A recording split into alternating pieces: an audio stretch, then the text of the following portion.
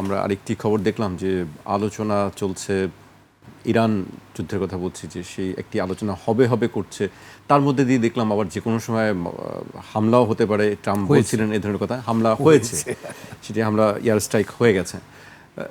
এটি কি আর খারাপ অবস্থার দিকে যাবে বলে মনে করেন, নাকি আসলে আবার আলোচনার টেবিলে ফিরে আসবে? ধন্যবাদ আবার আপনাকে। ইরান এবং মার্কিন যুক্তরাষ্ট্র কোনো পক্ষই যুদ্ধে আর ফেরত যেতে চায় না। এখানে যুদ্ধে যাওয়ার আরেকটা তৃতীয় পক্ষ আছে, দুষ্ট পক্ষ যদি বলি, সেটা হচ্ছে ইসরায়েল। মার্কিন যুক্তরাষ্ট্র চেষ্টা করছে, প্রেসিডেন্ট ট্রাম্প কোনো রকম মুখ রক্ষা করে এখান থেকে বেরিয়ে যেতে চাচ্ছে।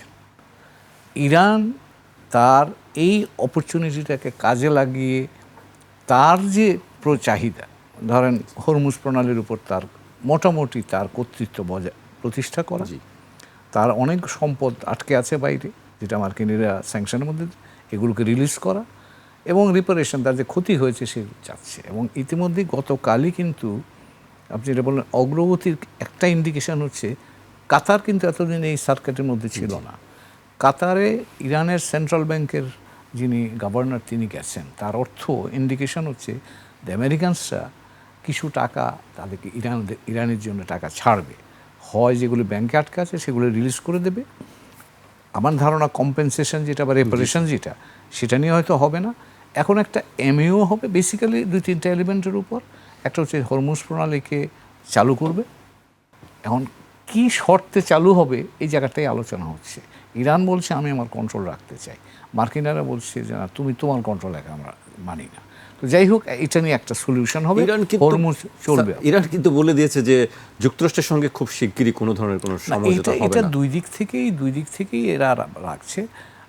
ট্রাম্প বলছেন যে হ্যাঁ আমরা very close to a deal, আবার ওইদিকে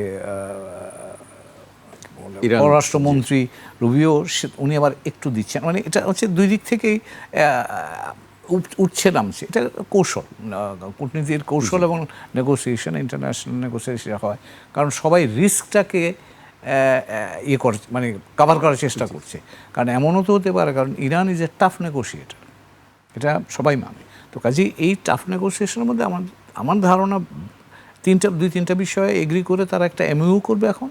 একটা হচ্ছে যে হরমুজ ওপেন হবে, ইরানের জন্য কিছু টাকা পয়সা তারা ছাড়বে, এটা নিয়ে এই প্রাথমিক এমইউ হবে। তারপরে আসবে পরের আলোচনাগুলো, নিউক্লিয়ার ইস্যু নিয়ে কী হবে, লেবানন নিয়ে কী হবে। কারণ ওই দিকে আপনারা খেয়াল করছেন কিন্তু ইসরায়েল কিন্তু লেবাননে গতকাল আক্রমণ করেছে। তার অর্থ হচ্ছে ইসরায়েল সাইড থেকে এই নেগোসিয়েশনটাকে ডিসরাপ্ট করতে চাচ্ছে। এবং মার্কিন যুক্তরাষ্ট্রও কিন্তু রিপাবলিকান পার্টির অনেকজন ইতিমধ্যেই নেতিবাচক কথা বলা শুরু করেছেন, মানে ইসরায়েল এই গেমগুলো প্লে করছে যাতে মার্কিন যুক্তরাষ্ট্র আবার ইরান আক্রমণ করে এবং ইরানকে একেবারে পঙ্গু করে দেয়। কিন্তু প্রেসিডেন্ট ট্রাম্প এই যুদ্ধের মানে প্রতিক্রিয়ার কারণে সারা বিশ্বব্যাপী যে অর্থনীতি ক্ষতিগ্রস্ত হচ্ছে, মার্কিন যুক্তরাষ্ট্র অর্থনীতি ক্ষতিগ্রস্ত হচ্ছে, তার রাজনীতি ক্ষতিগ্রস্ত হচ্ছে, এই প্রেক্ষাপটে তিনি এখন চাচ্ছেন যে একটা সুরাহা করে, একটা এগ্রিমেন্ট করে এখান থেকে আপাতত বের হয়ে যায়। জি, একেবারে শেষ পর্যায়ে চলে এসেছি। আমি শাহিদুজ্জামান স্যারকে দিয়েই শেষ করতে চাই।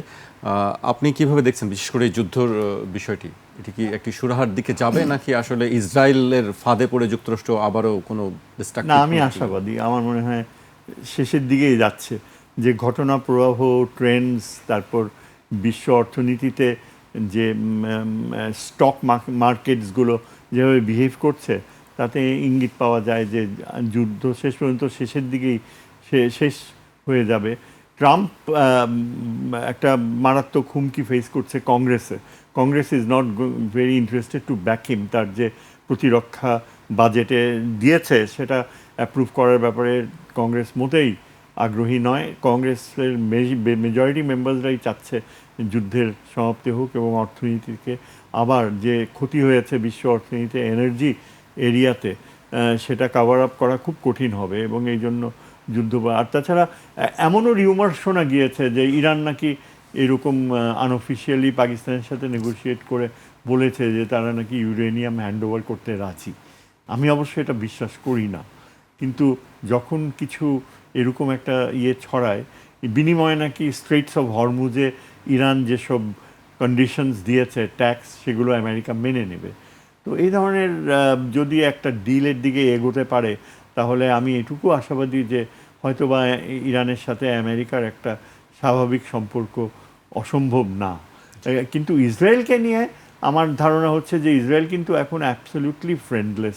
আমেরিকাও আমার মনে হয় প্রেসিডেন্ট ট্রাম্প খুব বেশি এনকারেজ করছে না ইসরায়েলকে আবার যুদ্ধের পথে যেতে। ইসরায়েলের অর্থনীতি যথেষ্ট ক্ষতিগ্রস্ত হয়েছে এবং ইসরায়েল এখন আমার মনে হয় আরও ইন্টারেস্টেড যে সৌদি আরব সহ মধ্যপ্রাচ্যের কিছু কিছু দেশের কাছ থেকে স্বীকৃতি পেতে।